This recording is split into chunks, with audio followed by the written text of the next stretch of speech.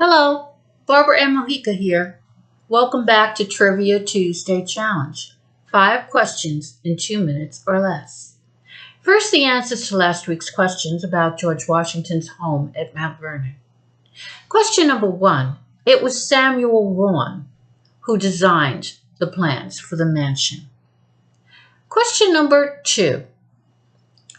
The special gift in the foyer at the mansion house was a gift from the Marquis de Lafayette. It was the key used in the storming of the Bastille. Question 3. The tool used by slaves to cut the lawn known as Bowling Green was called a scythe. Question number 4. George Washington's attitude on slavery. Washington felt that it was the government's responsibility to answer the slavery question. And number 5, which president contributed to the rebuilding of the Washington greenhouse? It was President Truman, who donated bricks from the renovation of the White House in 1951. Now on to today's topic, which is La Brea Tar Pits and Museum. Question 1. Where are the La Brea Tar Pits and what are they made of? Question number 2. What would you find here?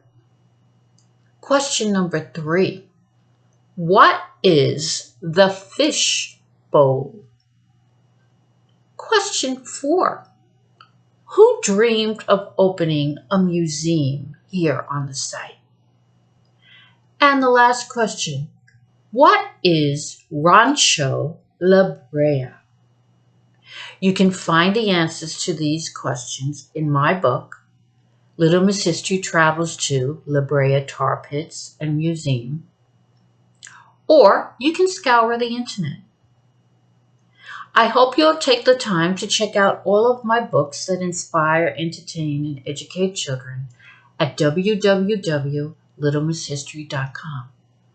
Check the subscribe button to get notifications of next week's challenge.